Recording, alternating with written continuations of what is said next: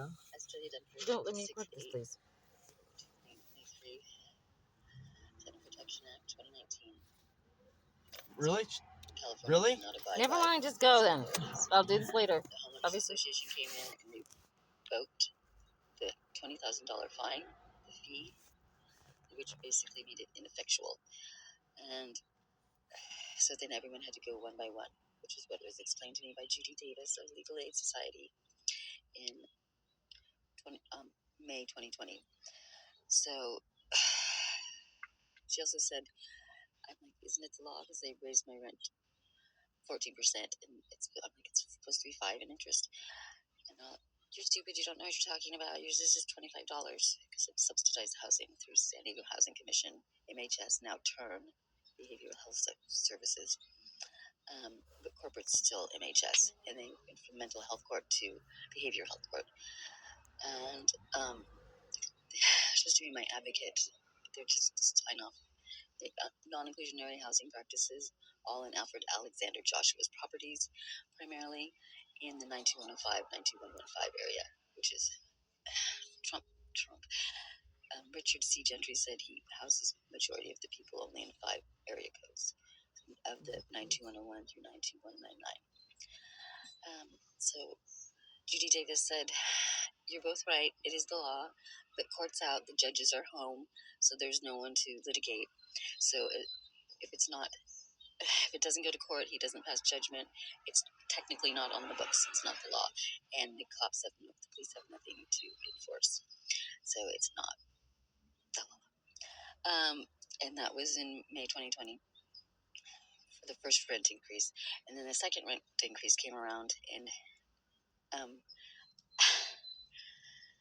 but they gave me a 60-day unlawfully. Gave me a 60-day notice to vacate because they came for number 9.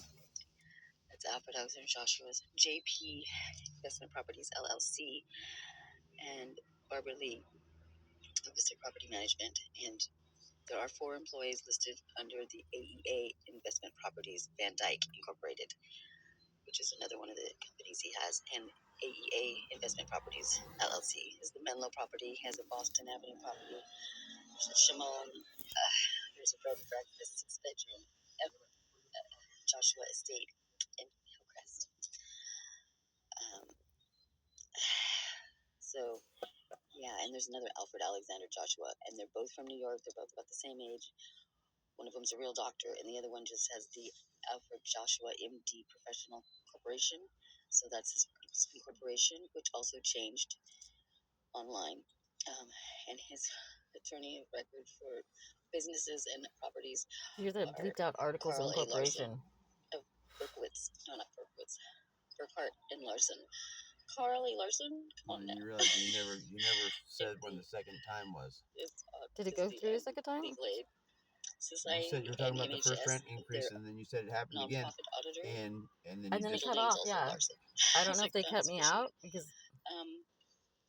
what else? they might have cut it out. But it's the second and third. Unclean hands, the whole thing. And They initiated everything. September They came 1st. for number 9. She left with me.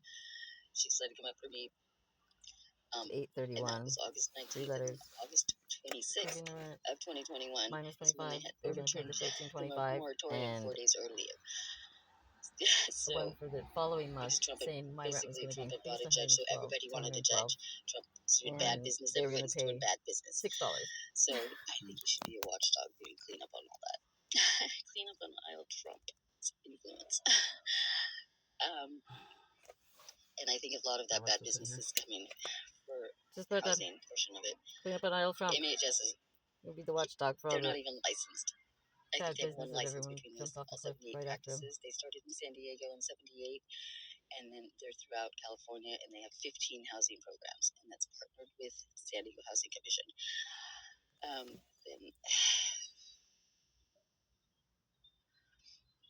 And the housing director who housed me, and I started MHS on. Michael Costier.